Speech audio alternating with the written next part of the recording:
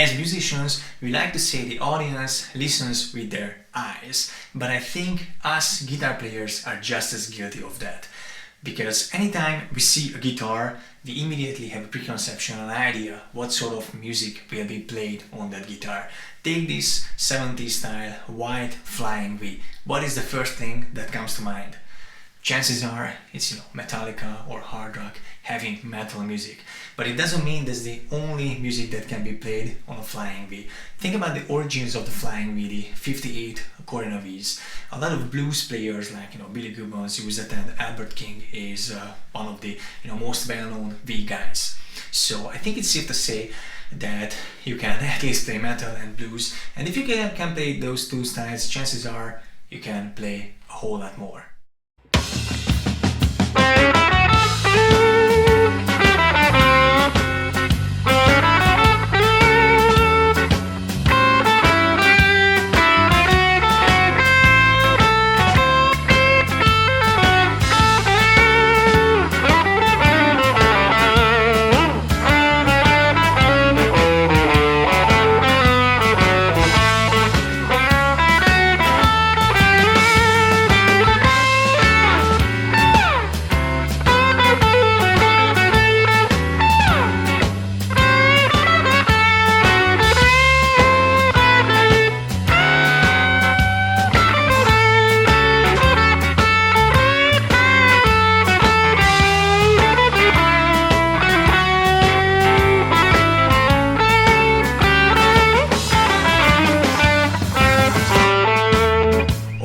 A valid argument to say that certain guitar players are choosing and using specific guitars for a particular sound that they are after. But I think we all know it doesn't really have to do with the body shape or the aesthetics of the guitar.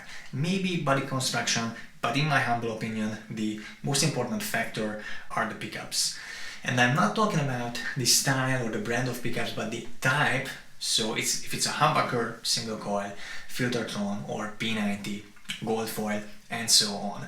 So those I think have the biggest impact. And of course you have your amp, your pedals, but Joe Bonamassa is right, and you can love or hate him, but he's right that you have your tone control. So before you go buy a new amp or pedal, try fiddling around with your volume knobs, because your guitar has way more sounds in it than you think, and this is very much true for Flying V as well.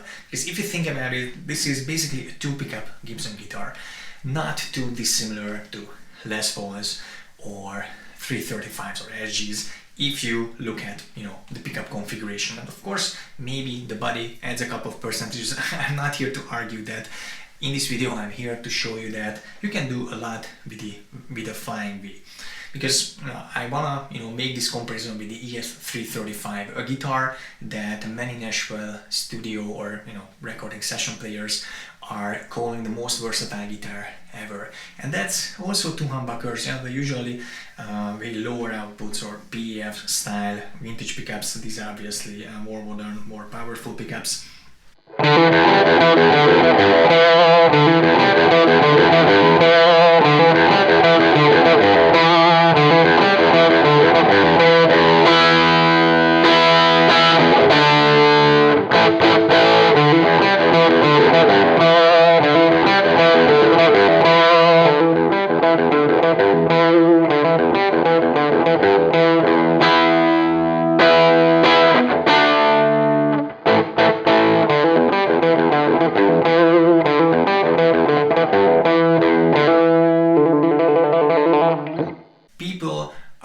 Often referring to the Holy Grail, burst, sunburst Les Pauls, and the PF sounds as the Tele on steroids. Now, will a Flying V ever sound like a Telecaster? I don't think so. But it doesn't mean you can't dial it in for a sound that works for country. It won't necessarily be, a Telecaster sound, but it will work for country. In my opinion, it works for country with a little bit of slapback delay.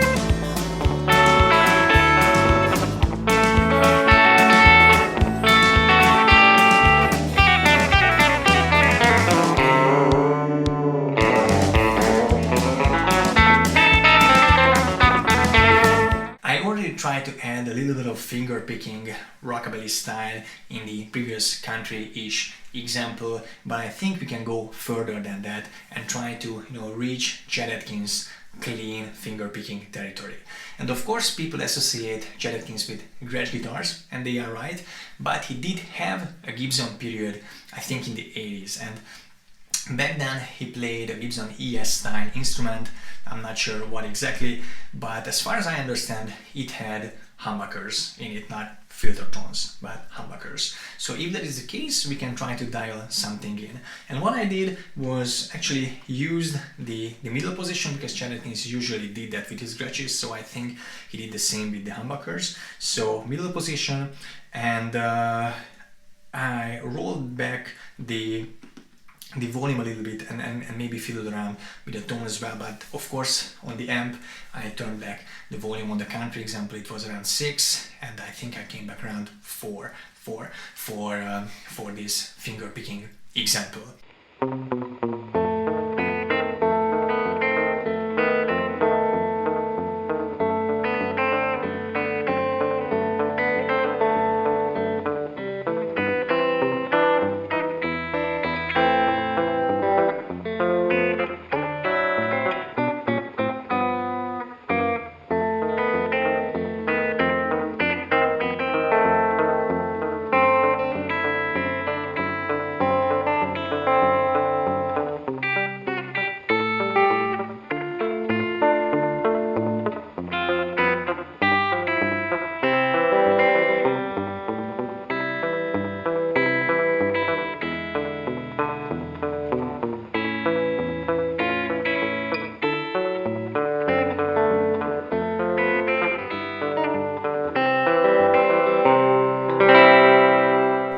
Listen to a couple of examples of the V's versatility. Let's talk about why would you pick a Flying V.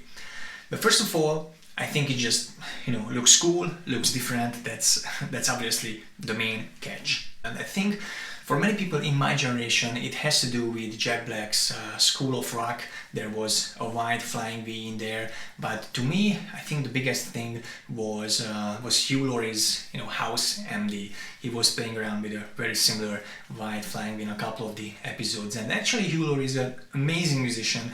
The guitar playing that he does in house is not the best, but he's actually a piano player, so you can listen to his albums. He's singing and playing the piano with wonderful musicians, a little bit of a New Orleans style, jazzish music. Check it out because it's awesome, but I digress. So House MD was a big influence for me with School of Rock as well. But that is mainly the aesthetics. Is it a practical guitar to play?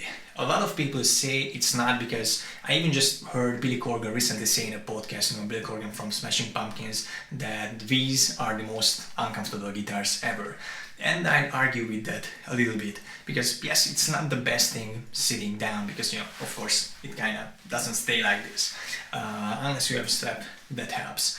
But standing up, they are very comfortable because they are light. You have amazing upper fret access. Well, not that I'm using it, but if you are, it can be a positive. And it has a really nice balance. It doesn't have a neck dive, doesn't have any it doesn't go anywhere. So light, balanced, upper fret access. So I think these are very practical things. And even if you're sitting down now, sitting in a chair, it might be a little bit uncomfortable, but if I'm sitting on my couch, which is lower than the chair, it actually really works well, because if you put a guitar in between your legs that is not a Flying V, it doesn't have the cutout, so it kind of pushes it out in that direction, and it's not as comfortable. So that's why I always play my guitars here. But it puts a strain on my shoulder, and actually one of the reasons why I bought this V was I wanted to try out, is it more comfortable to play sitting down. And if you sit kind of low enough, it is very much comfortable for me, so I can drop my shoulders, there no tension, and I can play very well. So I think, to me, it's not necessarily a minus, sitting down with a V. But what is probably the biggest negative for me is the frets, namely how low they are. as soon as I pick this guitar up, I felt that it's uncomfortable to bend because, you know, the frets are low. And try to compare it with my 335, and even if you're eyeballing it, you can see that the frets on this are much shorter, you know, smaller than on my 335, and it really, you know, makes bending uncomfortable. Now this was the first thing I noticed, but then after a little while I noticed something else which actually I count as a positive, because so the way that you hold this guitar, or at least the way I pick, my pick is actually closer to the bridge than on my other guitars. So I'm not sure, maybe because, you know, you usually play it like this, but this V sits really comfortably like this, which I said to be a positive thing. It's really nice standing up with. However, it kind of makes my pick, you know, go a little further back, closer to the bridge, so it gives a little different of a sound. Just in general, you know, it's a well-documented phenomena that where you pick is really, you know, crucial for the sound that you get. So if you pick closer to the neck pickup or the neck, it's gonna get warmer, and if you pick back here close to the bridge, it's gonna have more attack, more treble. So this is, you know, Telecaster backpicking, you know, rock and roll, that sort of country-ish playing. Now I'm not plugged in, so I can't demonstrate that, but I hope you know. So this is another thing that is actually works for me, because, you know, these humbuckers and just humbuckers in general are a little bit darker, so to pick a little bit closer to the bridge gives some more, you know, treble or high-end information. So that also works for me.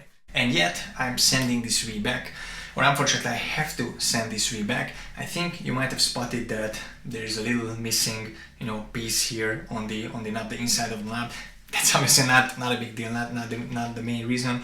Here's a crack in the finish. You can't see that, but the big thing is it has a really weird dent back here in the neck under the paint. So maybe a tooling error or something, but it really is weird that Gibson, the new management, is really, you know, promoting how great instruments they make, and there might have been an increase. I haven't seen their quality KPIs, which is an interesting thing because I actually work with quality and lean and continuous improvement. So, but I digress. The point is, it is shocking to me that you buy a guitar for a lot of money.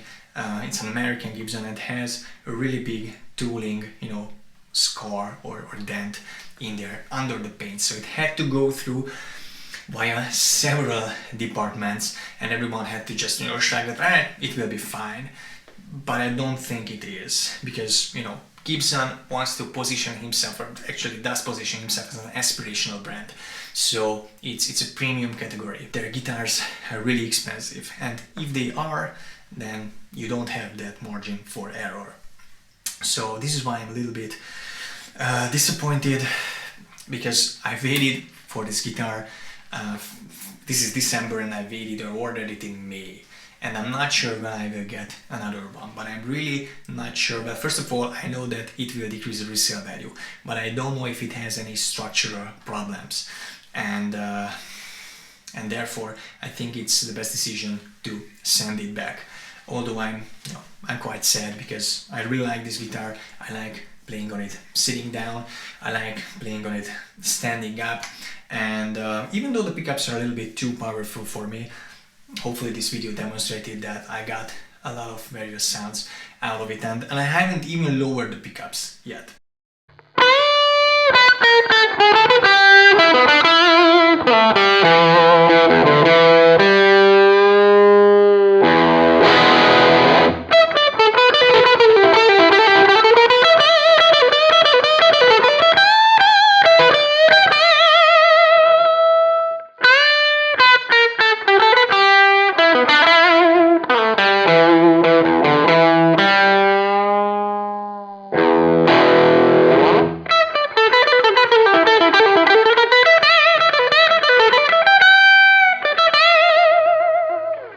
So I think it probably wraps up this video. Let me know what you think about V's. How did you like or dislike the guitar tones and sounds in this video?